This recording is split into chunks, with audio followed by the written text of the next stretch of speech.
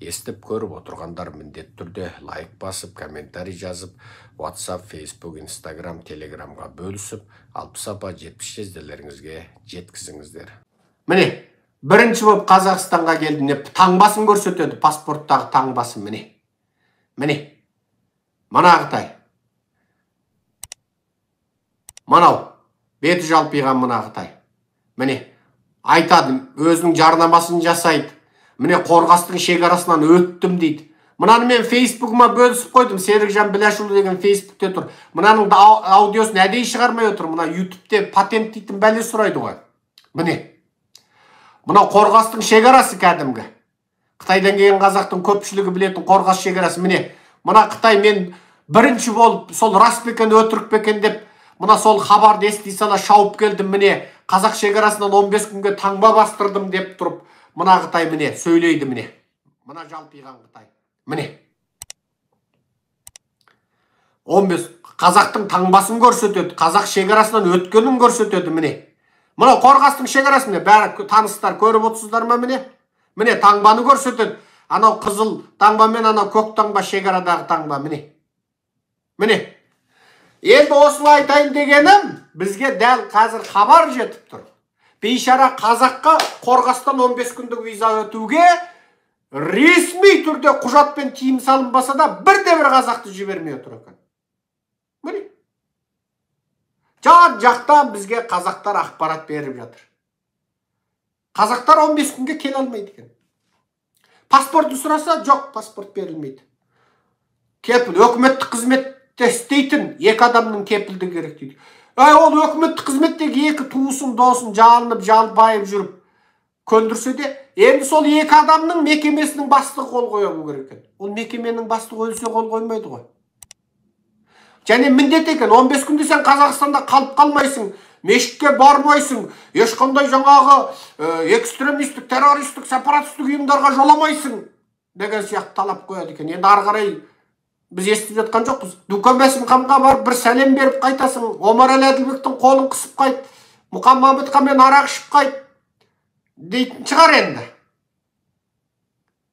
Бірақ қазаққа паспорт бермей жатыр екен. Міне. Тіпті жалғыз ұлы Қазақстанға көшіп кеп ұлымен келіні. Ана жақта кемпір-шал қалып қалғандар өте көп екен. Ана Қытайда кемпір-шал қалған 60-70-тегі.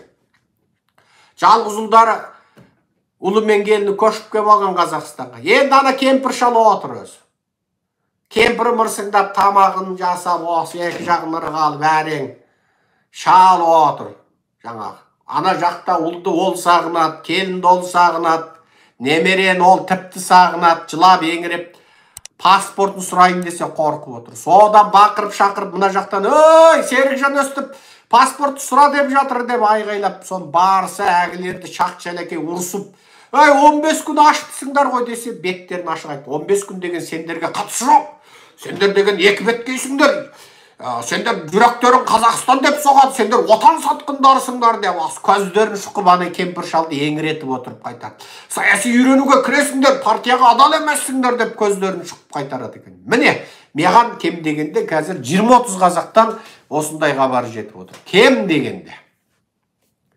Сонымен екі жақта қалып аңырап отырған қазақта қисап жоқ. Енді осыны не істейміз? Қазақстанға көшіп келген жаңа қазақтарға мынандай жол көрсетемін. Біріншісі, сендер Қытайдың сол өздерің келген ата-аналарыңды жібермей отырған жердегі партия өкімет органдарына телефон соғасыңдар. Айғайлап тұр. Менің әкемді жібер, менің ағамды жібер, менің апайымды жібер, менің ана түгеншемді жібер, менің баламды жібер. Телефон соғасы. 15 күн деп шекарадан кіріп жатыр ғой. Міне, заң соғасың, саясат соғасың. Неге жібермейсің? 15 күн келсін, мауқын басын, немересін искеп қайтсын атаңа нәлет. Қатты соғыңдар. Егер сендер өйтпейтіндер болсаңдар, мен ақпаратқа шығарам. Мен шулатам, мен қалқараға айтам. Сонда мен әкемді көрмей кетем ба? Сонда олар немересін көрмей кетем ба? Деп ұр. Міне, Қытай өмірі қорыққанын сыйлайтын адам. Естеріңде болсын. Қытай тек қорыққанын сыйлайтын адам. Сыйлағанды білмейді олар. Сендер сол аудандық облыстық партия комитетіне телефон соғып, қатаң түрде талап қылып, өзіңнің со жақта қалған әке шешеңді, аға бауырыңды, тіпті балаңды алдыра аласың. Күйеулерің, әйелдерді алдыра аласыңдар, әйелдер күйеулеріңді алдыра аласыңдар. Басқа малдарың жоқ. Жіберіп қалар. Жібереді деп жатыр ғой. Деп отырсаң 10 жыл отырасың, сорлы қазақ, соп еп, аспаннан темір жауады десе, темірдің жұмсақ түрі жауатын шығар деп отырасың тотиып. О заманда бұл заман темірдің жұмсағы болмайды. Енді осыны істеңдер қазақтар. Телефон соқ. Енді бірі. Бізге келді арыз бер. Видеомен сал бізге.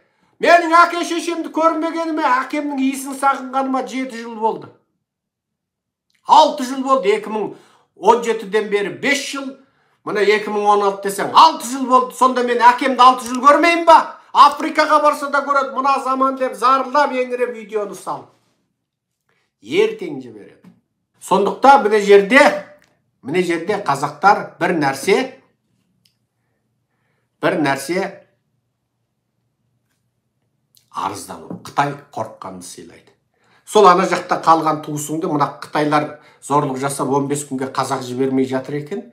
Енді сен телефонмен Қытайды қорқытасың. Не? Сол өзің тұрған жерде телефоныңды көлденең ұстада. Мен Мырқымбай Мырқымбекұлы Қазақстан Республикасының азаматымын деп өстіп сөйле кәдімгідей міне телефонды түсіріп алып. Мен ана Қытайда әкем қалды. Көрмегеніме 6 жыл 7 жыл болды. Әкем міне менің балаларым немередерін көрмей жылап еңіреп жүргеніне 6 жыл 7 жыл болды. Ал әкем Қытайда кісі өлтірген жоқ, бәнке тонаған жоқ, пошта тонаған жоқ.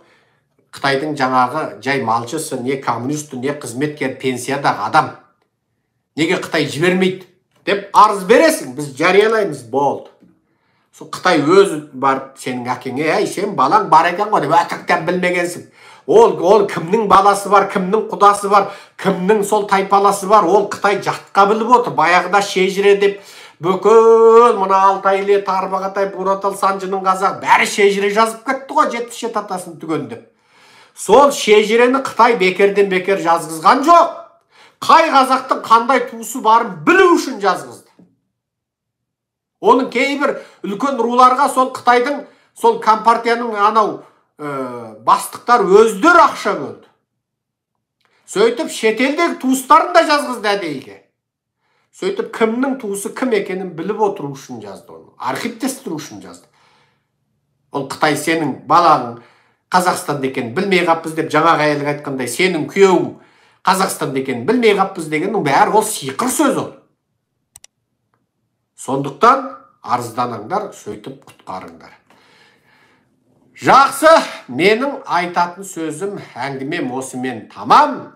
Қалың елім, қазағым, қайран жұртым, аман сау бол. Мынау орыстың шипасы бітіп отыр. Қытайыңда мәлкілдеп отыр. Осы орыс, әсіресе Украина соғысында қансырап орыс құлаған кезде Қазақстанның мына жүйесі тасталған болады. Сол күні бүкіл қазақ ауылда ауыл, ауданда аудан, облыста облыс, қалада қала қоймай жүріп, мына бүкіл сұмырайларды көшеде қуалап жүріп, етін жапырақтап түтіп жейтін болады. Етін жеп, сүйегін бүркіп, сорпасын ішетін күн сол кезде келеді. Сондықтан саяси сауатты болып, айналамызда не болғанын көріп біліп отырайық.